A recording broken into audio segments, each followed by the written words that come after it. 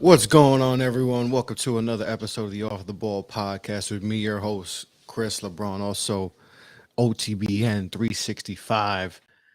We got a lot to talk about, so just going to give you a quick rundown what we're going to talk about. We're going to talk about the NBA draft, when everything happened. A lot of stuff happened, trades. We're going to talk about my Knicks, what they did, what they didn't do. Gonna gonna go in on the New York Knicks and all that, and we're going to talk about what's what's going to happen after this with free agency and all that. So, gonna have a little quick video, and then we'll get right back to everything going on in the show.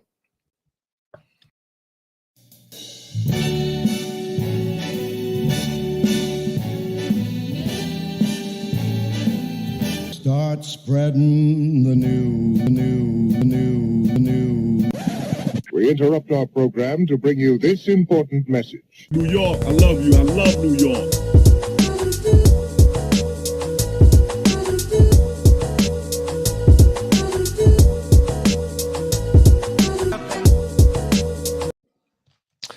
What is going on, everyone? Beautiful, beautiful Saturday morning. I'm your host, Chris LeBron. I am the host of the Off the Ball podcast, the owner of the Off the Ball Network, OTBN 365. We're going to talk a lot of things, like I mentioned before. Let's get it right into it. The NBA draft has concluded. It was another wild night. I mean, I could barely sleep. It's always an exciting time for me. Draft day. It's just like it's like Christmas, but sometimes on Christmas you get a little disappointed, right? You think you're gonna get something that you really want, right? There's that one gift you just want, and you're just like, man, I hope I get it. I hope I get it. And then you got all these nerves, all this anxiety, so nervous you can't even sleep. You're just thinking, oh man, I wonder if I'm gonna get it. And you open your gifts, and then it's not there.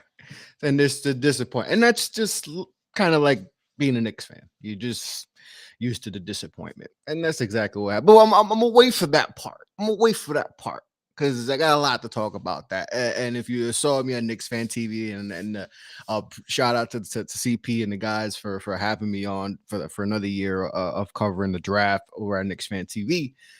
You can see the frustrations, not just on my face, but everyone else. Everyone else on the panel and everyone else in the chat. There was a lot of frustrations with that. But let's talk about the draft and kind of a lot of things happening. We were all kind of feeling that it was Jabari, Chet, Paolo, 1, 2, 3. And that was kind of how feeling, and then mocks and everything. We all thought Jabari Smith was a lock. Little did we know that was not the case. It was not the case, and you kind of got a feeling that it might have not have been that during the morning. And I remember I work overnights, and I remember just being on my phone, checking, just seeing what's going on, if there's anything going, and the line moved on Paulo being the favorite. He went, I think, I don't know the exact numbers, but he went from being maybe like 2 plus 200 or whatever, plus 300, to being the betting favorite. I think he was 180, minus 180. So it flipped. And I remember just being at work. I'm like, what is going on? Like, we been duped? And we were duped. Like, we were everyone, even the most prominent draft analysts who are talking directly to scouts and GMs and all this, they were like, oh, it's Jabari. And then at the at the 11th hour, it changes. And as as the morning happened and as we got through the afternoon, the feeling was Paolo was going to be number one, going to be the number one pick for Orlando Magic. And even he was like, wasn't expecting that. And if you looked at draft night, you could see Jabari look disappointed, because obviously Jabari wound up going 3 to Houston. So it went Paolo going to Orlando Magic, Chet going to OKC. And it felt like Chet, and I think for most people in Chet camp and all that, that was going to be the case, right? That he was going to be the second pick. And that was expected. That was going to be expected. So that was kind of shocking. That was kind of shocking that that happened that way. Um, so it was, you see Jabari, he just like he did not expect that at all. So it was kind of crazy, but it shows you that we don't know nothing. We don't know nothing. We know nothing about the draft and all that because that happened and this wasn't expected. So it shows you, Orlando kept everything and deep inside. They kept everything inside, locked that in, and then let everything know because everyone thought it was Jabari. I thought it was Jabari. Like I said, most people thought it was Jabari, and it didn't happen. It didn't happen. So, that was a very, very, very, just crazy outcome. Crazy outcome. Not crazy, but it was kind of shocking because we didn't expect that. But shout out, Paolo, another Duke Blue Devils. Shout out to the Duke Blue Devils. It was, he was my number one prospect. So for me, that wasn't too crazy. People talking about he doesn't have crazy upside. I mean, if you don't think he has upside, there's something wrong with you. That man got plenty of upside. He has all the potential to be a special talent.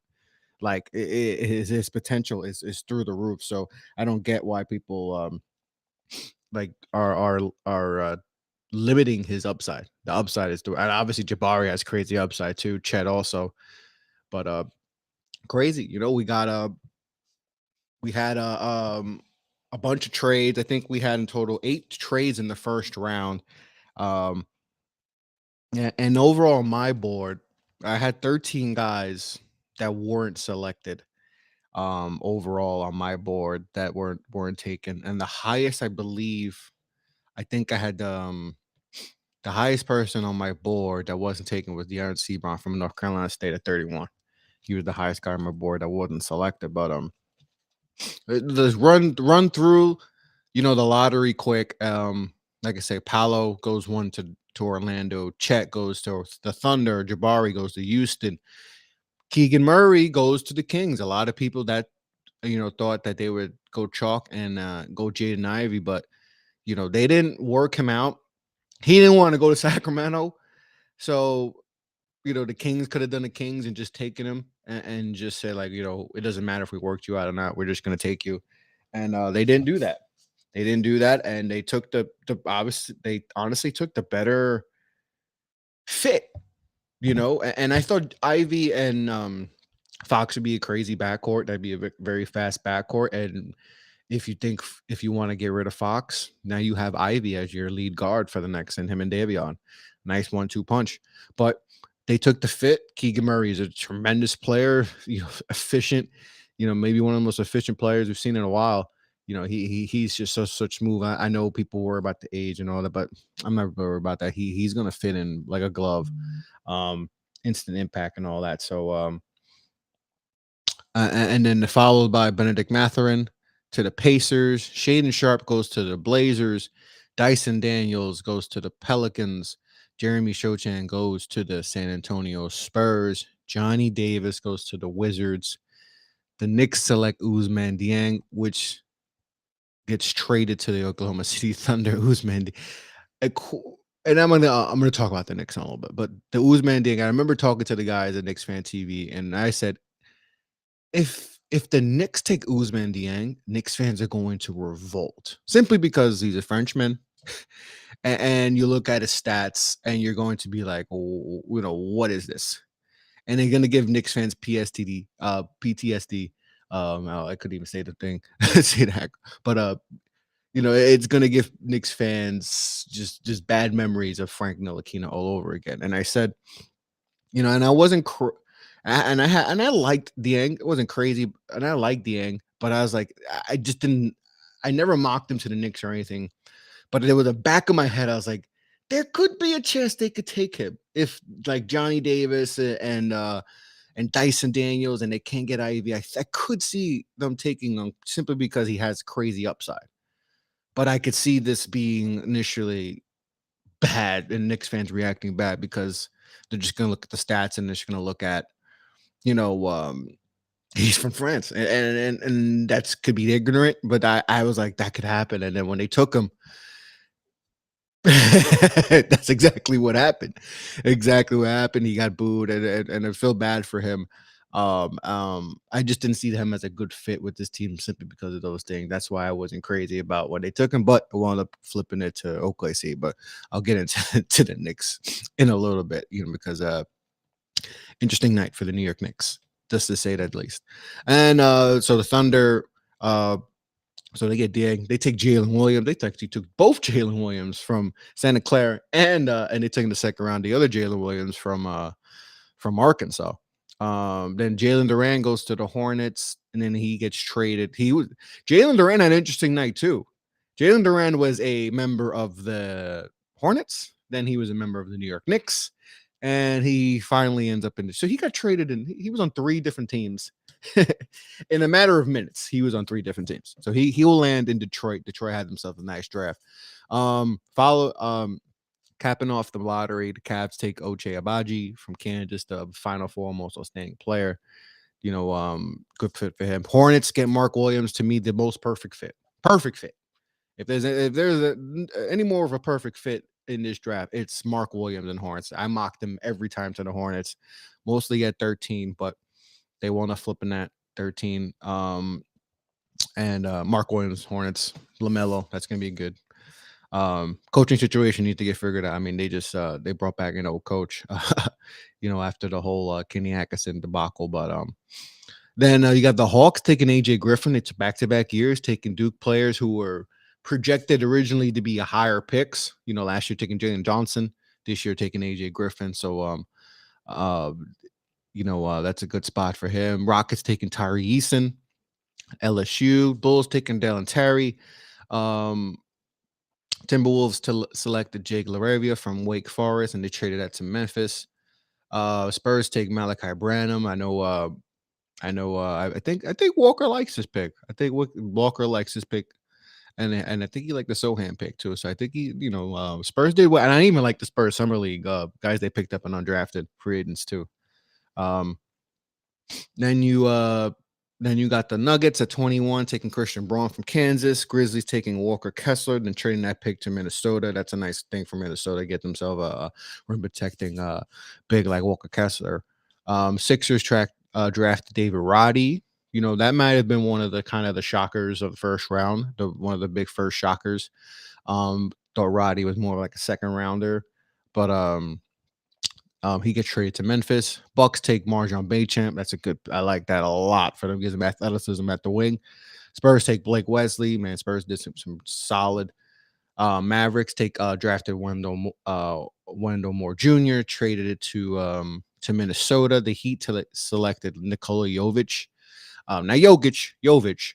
I like that a lot for him. Like that a lot. Warriors selected Patrick Baldwin Jr., man.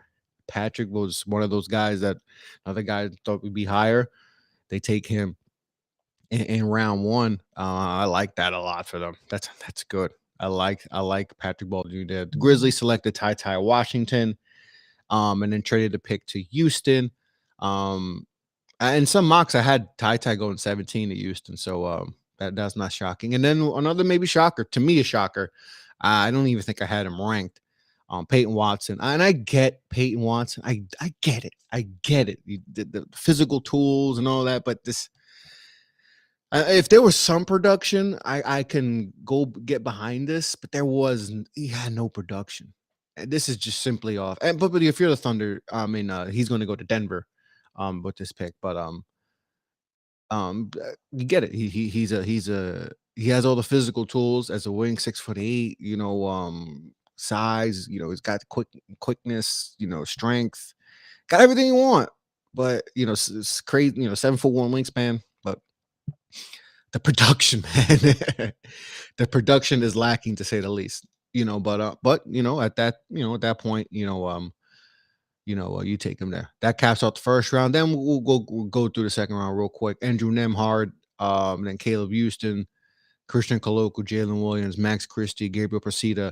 He goes to Detroit.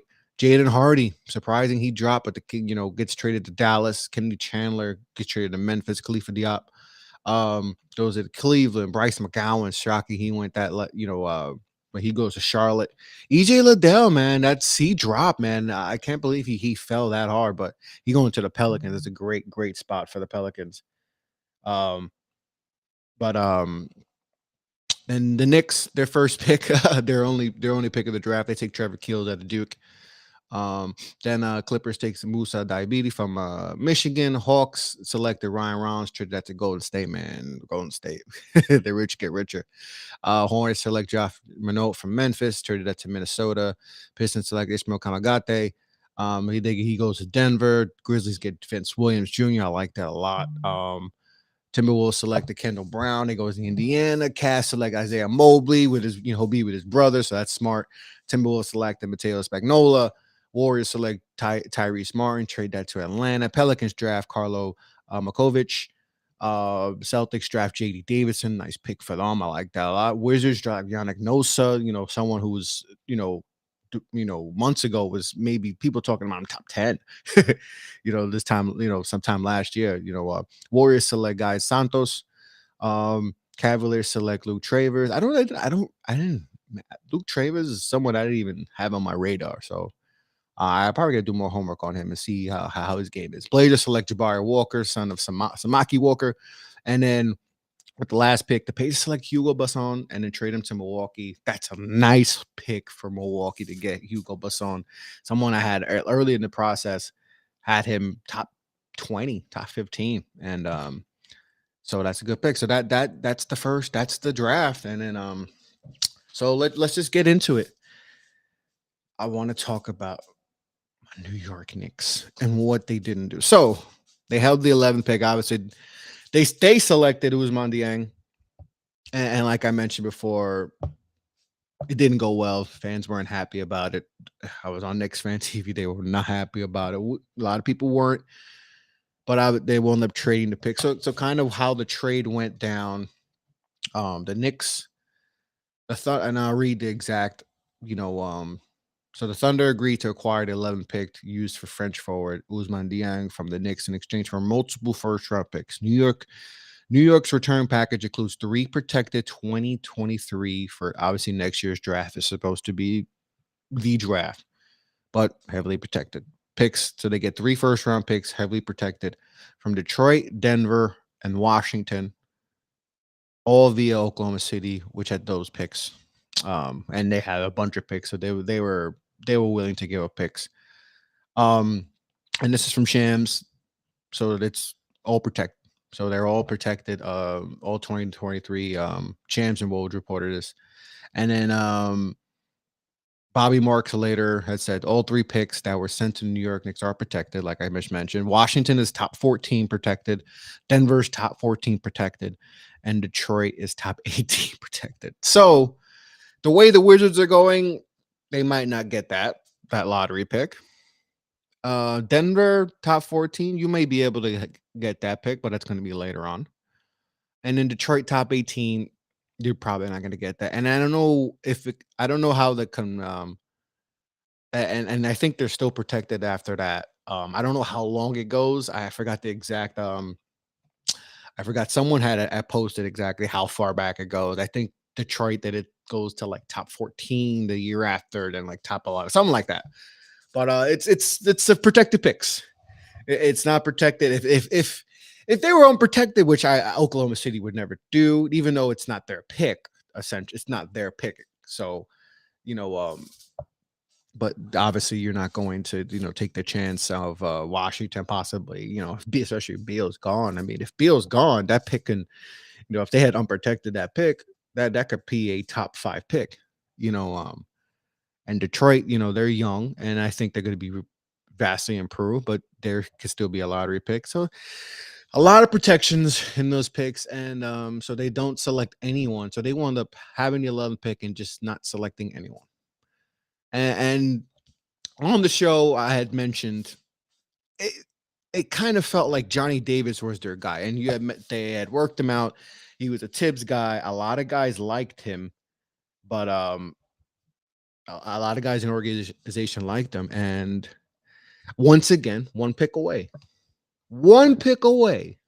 from getting their guy.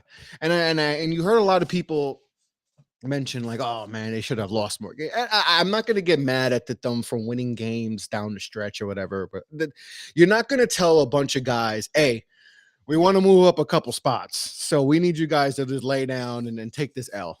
That's just not, guys. That's not realistic. That's not realistic. So stop with they should have lost games, all this. You can't tell grown men to lose games because you want to move up a few spots. That's just not realistic. So I'm not even mad at that. But what I am upset, if Johnny Davis was your guy, if that was your guy, and you were like, all right, we tried to, obviously they tried everything possible to get Jaden Ivey, right? They tried to move up to 4. It was too rich. They tried to move up to 5. It was just too rich. I can't get mad at that. They tried. Now I do want to see the offer that maybe that'll put something, if they actually gave a real offer. But let's just say they gave a real offer and the Kings were like, nah, we're not going to do that to move up to 11. We'll just, and not get any of our guys. As much as we want the Kings, we think the Kings are a lousy friend, and they still are, but they're not that dumb. They're not going to move down that much to get and not get none of their guys. So I just never thought getting to 4 was realistic, or even 5. I thought maybe getting to 7 or 8 to get a Dyson Daniels possibly, but they wound up not getting anyone. Johnny Davis, I think, was their guy. He wasn't there. To me, if that's your guy, and the Knicks have done this, they did it last year, and they've done this before. I just don't get, if you're your guy, why don't you just move up a few spots? Why don't you move up a few spots to ensure you get him? Why not talk to the Pelicans? Or the Spurs. The Spurs. Talk to the Spurs to move up 2 spots to make sure you get Johnny Davis. Why not? Or why not talk to the Pelicans for Dyson Daniels? I haven't heard any reports that they did that, but that's just me thinking. Because I had, obviously, I would have loved to get Jaden Ivey. Obviously, who wouldn't, right? That's obvious. But I didn't think that was going to be really realistic. But I was like, if Dyson Daniels gets past 7, why don't you call the Pelicans and try to move up to get Dyson Daniels? And from what I heard, and nothing like that ever occurred, or maybe they just didn't bother, or maybe I don't know. But even if Dyson does, why not talk to the Spurs and be like, hey, what we got to do to move up? Well, hell, even Washington. But it didn't happen. And once again, the Knicks can fall victim again to missing out on their guy. Once again, Johnny Davis, 1 pick away. And everyone's reaction on the show, everyone in the chats, every Knicks fan was like, oh my, again, the guy we want. The guy we want is 1 pick away. 1 pick away again. It happened again. 1 pick away. Everyone on the panel was like, it happened. We're 1 pick away. And at that point, there were still guys I liked, but a lot of the guys that I liked wound up dropping. So why not move back? All right. At that point, you move back. Or you take the Jalen Williams, who I liked from Santa Clara. Or you just take your guy there. Even if you think you may get him at 16, 17, or AJ Griffin and all that, because you heard rumors about AJ Griffin, going to the Knicks. And nothing. So then you find out that they traded it, and they got Jalen Duren. So that meant that. So a lot of people were like, okay, so that means the Mitch stuff is going. They trade him. They wound up trading him to Detroit. So he had it. Like I said, we mentioned he had a. So essentially, we find out the Knicks essentially traded. They wanted to get cap space essentially. So they got rid of Kemba Walker. So just to read off the trade, the Knicks acquired Jalen Duren and then moved them with Kemba to Detroit. So most likely Kemba's going to get bought out. So essentially, what they did is they want to unload cap because there's rumors that they want Jalen Brunson, and Jalen Brunson is going to cost them 25 per. So I think they can only offer him a 4-year deal at 25 a year. So 4 for 100 is what I believe he's going to ask for and what they're preparing to offer. So that's what they want. That's what we're hearing. That's what everyone's reporting. All the big time Begleys and Woj, and that's what they're reporting. That's what they want. They want Brunson and all that. It's kind of crazy just for Brunson, and I like Brunson. Brunson's a really good player, but to be all in just on one guy. See, my dream, if they had gotten Brunson, if they wanted Brunson, but they had gotten Johnny Davis, and you added Brunson, I think a lot of Knicks fans would be a lot more enthusiastic about getting Brunson if you had gotten Johnny. I mean, I don't care that Johnny Davis was not the most perfect fit, but he's a gamer, man. He's a baller. He had to take on a big load at Wisconsin. So like I wasn't worried about the fit, even if it wasn't ideal. I think you make it work. Just get talent. You would have got a talent like Johnny Davis, and you had Brunson. I would, and then you have IQ, and you got Grimes and McBride. You got a nice little thing going. And then they wound up drafting Trevor Keels in the second round. So you got some guys, and then even they took a couple undrafted guys that I actually thought, I actually wrote about earlier in the process, and what's the guy from Overtime Elite that they I got the name. It's I can't believe I just forgot his name for a second. Because I wrote about him. Montero, G Montero. They picked up G Montero on Exhibit 10, and also Garrison Brooks, the big man from Mississippi who played most of his time at UNC. Then it was a grand transfer and wound up going to Mississippi State. So I think I like those better than what they did draft day, but they, like I said, acquired Durant and traded him with Kemba just for cap space. So essentially, just punted on the draft, and there's fans that are actually optimistic about this because they're like, oh well, if no one was there at 11, and I get it, I get it, that perspective, but to me, to not come away with no one in this, and then they get it. It's one thing if those picks they got in 2023 and most likely going to be conveyed to 2024 are and they gave up they gave up a bunch of second round picks too. Yeah, they gave a bunch of second round picks. I think they gave up like 3 second round picks. Yeah, so they get a 2024 22nd round pick, and next year is 2023, and I think a future one. But essentially that just to get rid of Kemba's contract. So yeah, Charlotte essentially received the first round pick, 2023 second round pick. So 23 seconds. So they got four second round picks, and then add Jalen Duren and Kemba, and obviously going to waive Kemba. But essentially, Kemba's going to get waived by the Pistons. I mean, Detroit is Hornets drafted Duren, and Detroit's going to get Duren. I mean, Detroit had a hell of a draft, man. To come away with Jaden Ivey and not have to move up, and then you get Jalen Duren, and you had heard their rumors about Ayton. So I don't know if the Ayton stuff still on the table. Could be, but you get Duren and you get Ivy. Detroit, hey, and I mentioned on the show too, Detroit was at a point where the Knicks are, right? Stuck in the middle. Never want to be stuck in the middle. Never want to be stuck in the middle. They punted. They said, all right, we just got to trade Blake, trade Drummond, trade everyone, Grant, everyone. Everyone's gone. We're getting this. They get lucky. They get the number 1 pick, Cade. I think the year before they drafted Sadiq Bey, who I liked a lot. He was top 13 on my board. They had Killian Hayes, who I loved a lot. He was my top player the year before. And I still think he has promise.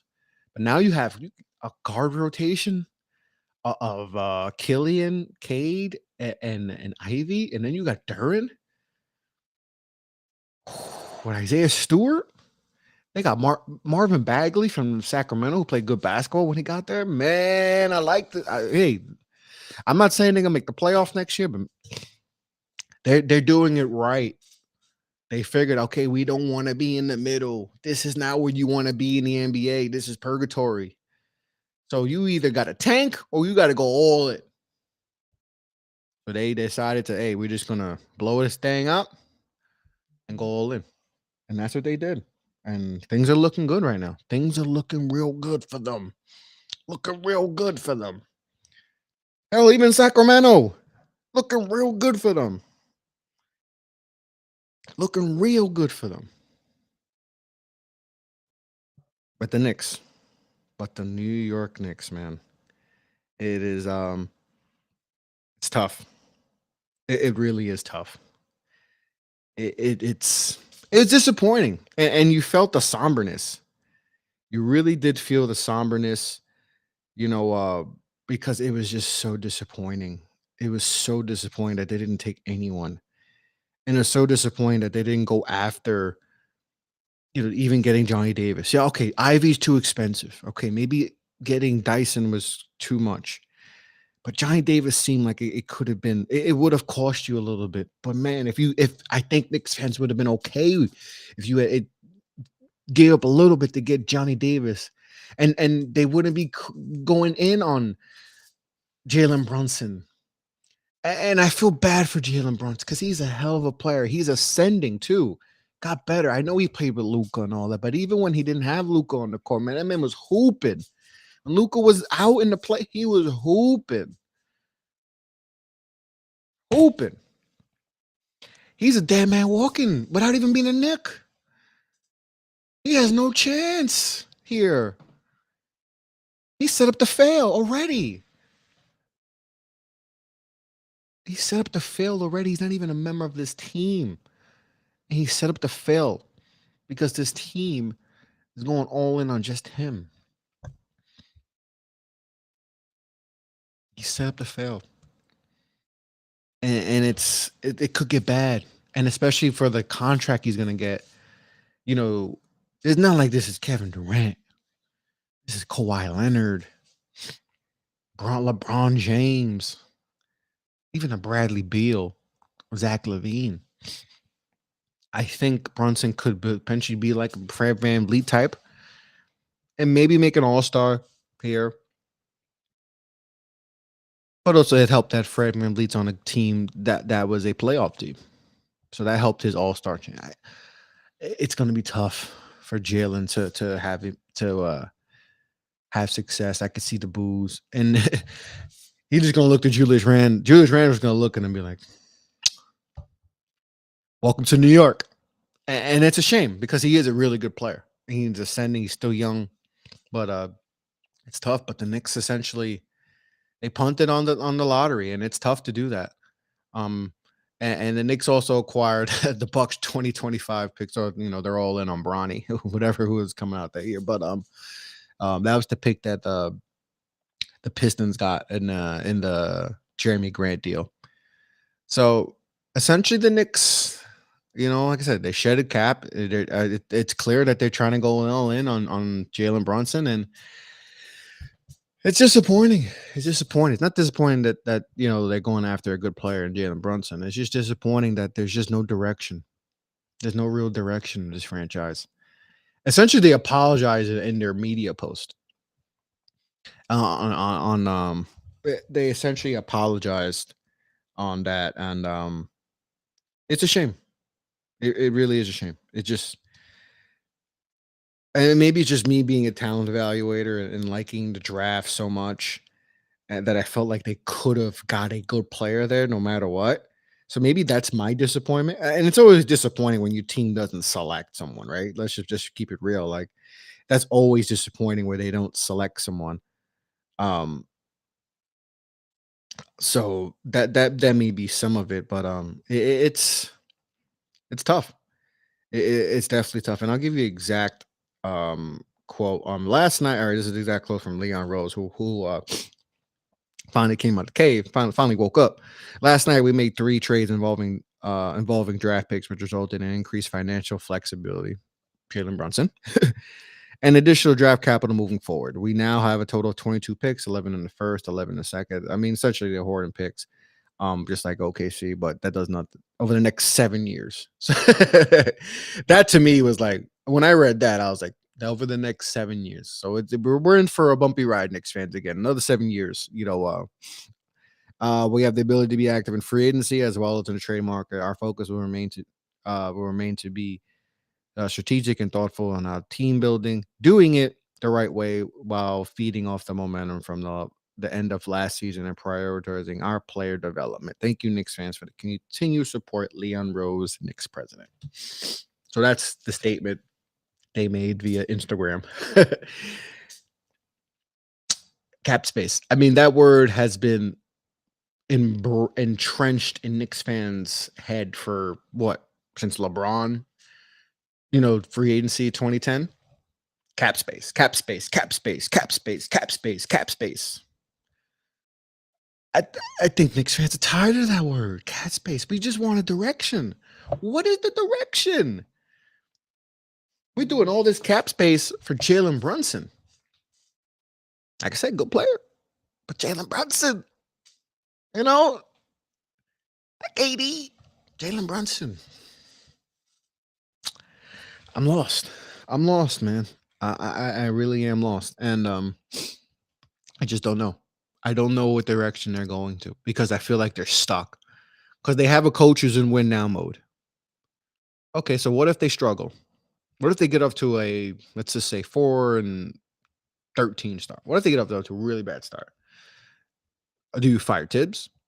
So then what happens after that? You still have Julius Randle's contract is kicking in this year. So you got Julius Randle still on this team, guys. I know people wanted to trade Julius Randle for a bag of chips and some Gatorade powder, but he's still on his team. So you still got veterans on this team out. I mean, and obviously free agency is going to start soon. So maybe they'll be able to unload guys like Nerlens Noel and Alex Burks and all that. But and Evan Fournier, and it's crazy how they and this was my worry about last year when they brought it back. I get the continuity, but I was worried. I was like, sometimes when you do that, it doesn't always work again. But running it back, because we all knew Julius Randle was going to take a step back. Burks, is he going to be Burks? No, Nerlens. People wanted there was people who wanted Nerlens Noel to be the starting center and just said, get rid of Mitch. And we've seen that would have been horrible. Absolutely horrible. Obviously, RG played better, but Derrick Rose was hurt most of the year. I think at this point of Derrick's career, he is a reserved at best. He's a reserve player. I know he was top 3 in 6-man, but he's a reserve. But it's I always said, man, you run a risk running it back. I think is run a risk running it back. And I remember telling a lot of fans that, and they're like, nah, man, we're gonna be better. This. And I was like, there could be a chance that things go bad doing this. And it went bad. I said it. See, they got it on shows. Been on show. Said it. It could be. I was optimistic because you want to be optimistic, but I was like, there could be chance if we do this, we run it back again and don't add anyone other than who we got. Now, obviously, there's those trades, those guys we signed on those contracts could be movable, but the Evan Fournier one was like good player. We needed a scorer.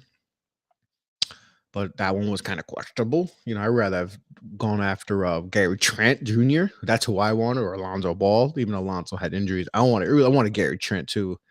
But obviously, they weren't going to take that chance. That's another thing. Knicks don't take chances. They don't take chances. Think outside the box. There's a lot of things wrong with this organization. They don't take chances. They don't go after their guy they want.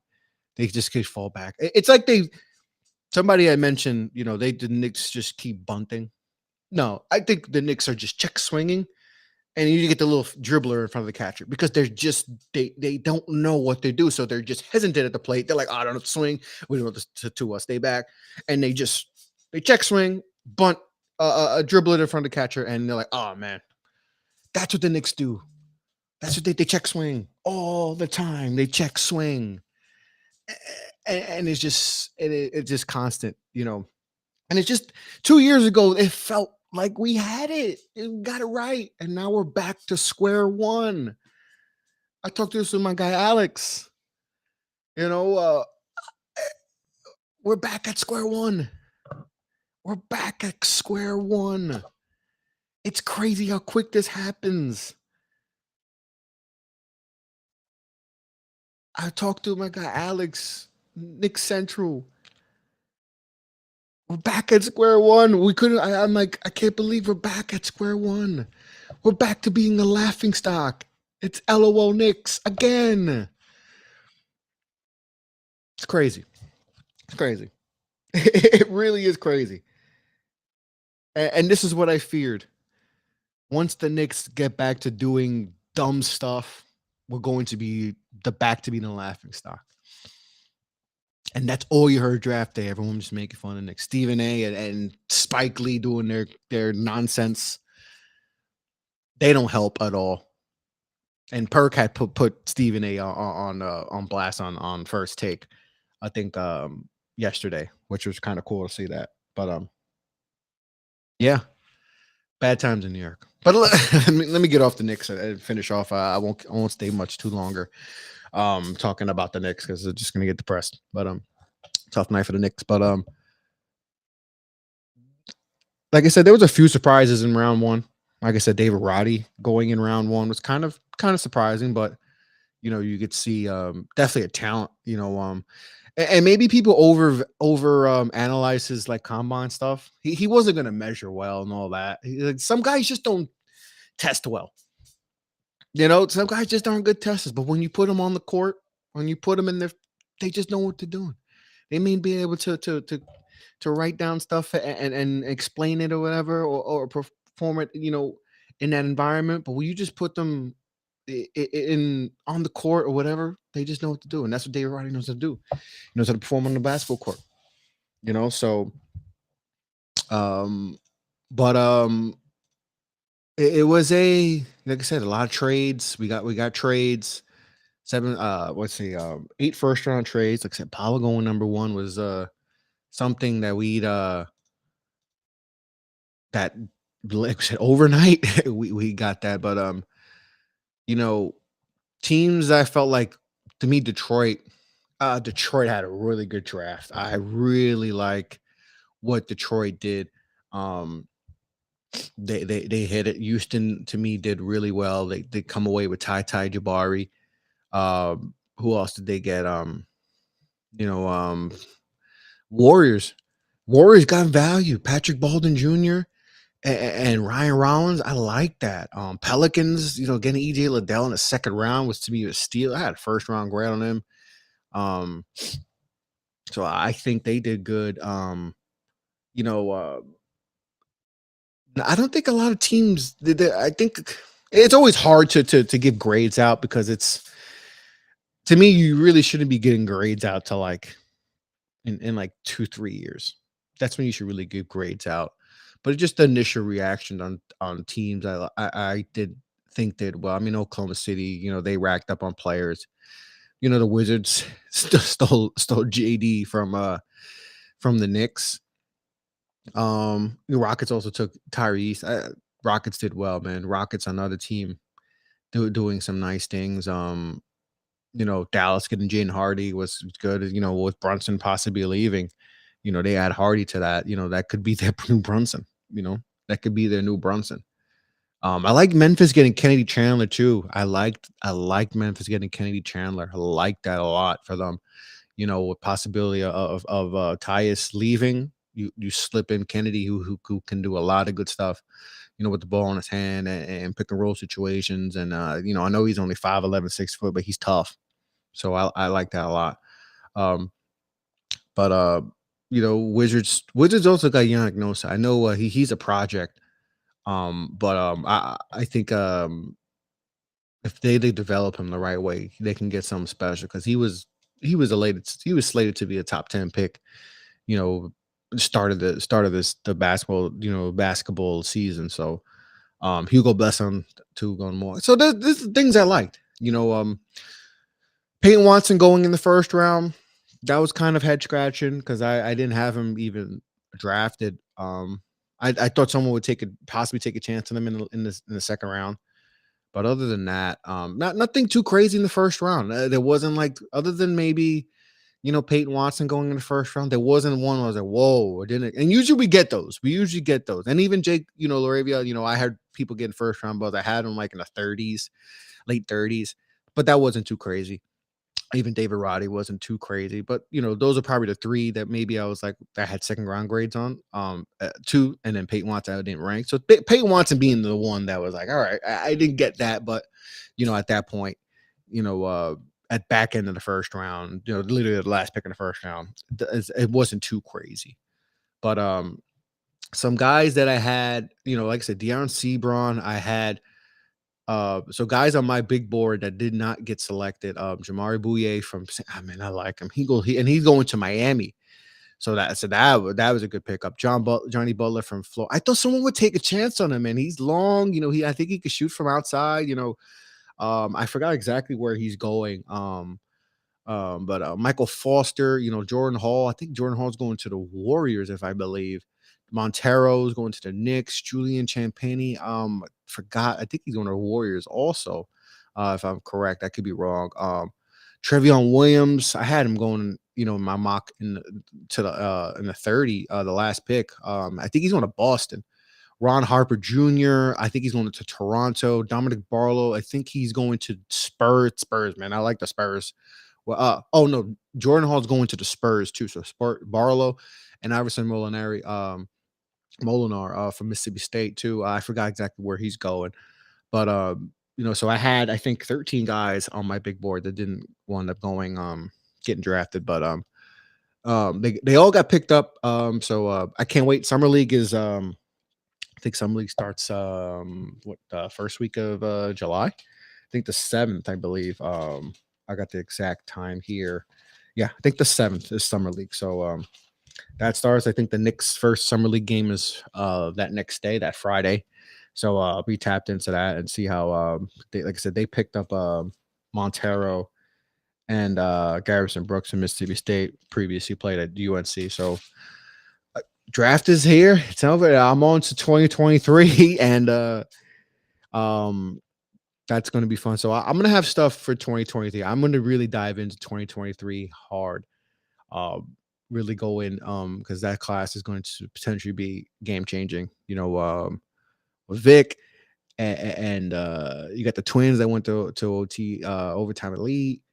You got Scoot. You got some guys. So gonna be interesting. Gonna dive in. So make sure to check out offtheballnetwork.com. I'll have stuff going on throughout the year and all that. So make sure to check that out. Do some profiles and all that. But draft is here. It's gone. On to the next cycle. On to some more dropping some more content. Appreciate everyone who tuned into the draft. Fun Off the Ball Network, and also me, who I was on Knicks Fan TV. So appreciate it. Got a lot of support. Thank you for everyone. Thank you for the opportunity to be on Knicks Fan TV again. Shout out to CP for having me on another year. Like I said, make sure to check out, like I said, offtheballnetwork.com. Got a lot of stuff going on there. Go to OTB_network for our Twitter, Off the Ball Network on Instagram, Off the Ball Network on Facebook, being streamed now, Off the Ball, my podcast on Facebook, Off the Ball. You can follow me on Twitter, Off the Ball Pod, and I'll be talking ball and all that. So on that note, another OTBN 365 in the books, another NBA draft in the books.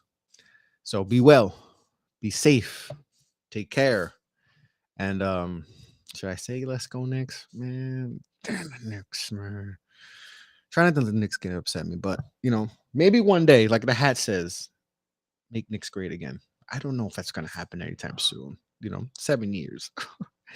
It's painful, man. It's painful, but be well, guys. Take care. Thanks for listening. Like I said, make sure to follow. Leave a sub on YouTube. Please sub. Like, we're trying to get to 300. Hopefully we'll get to that number quick and keep get it. climbing a little bit. So I appreciate everyone. Make sure to check out all the great content. Make sure to check out Competitive Hedge. We got Up in Flames. We got Jeff Needs Sports. Say Out Loud Sport. We got Couch Coach Live. The Blue Bloods. Shout out to the Blue Bloods. They got their own All American thing, and they got Dion in there, man. Shout out to the Blue Bloods. They doing their thing. You know, we got a whole bunch of shows, nothing but airtime. All the hype. The Hoopers. Shout out to the Hoopers. I'm gonna try to shout out all my guys. You know, I'm trying not to forget. If I forget, I'm not gonna forget. You know what the game means to what the game means to me podcast. You know what I got Jet.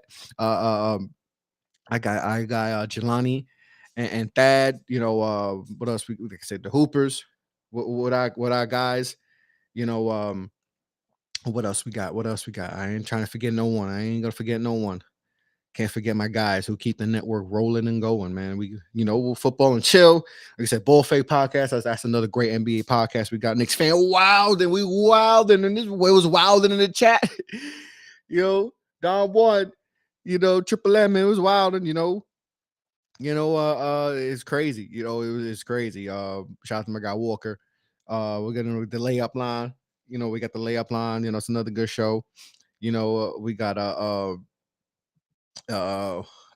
Sports Tangs with our guy Brandon Beasley. But a lot of good shows on the network. Make sure to check them out. We got all the RSS feeds on there. So check out all their podcasts on offtheballnetwork.com. A lot of great shows. We got more content coming. So be well, be safe, take care. Peace out, guys.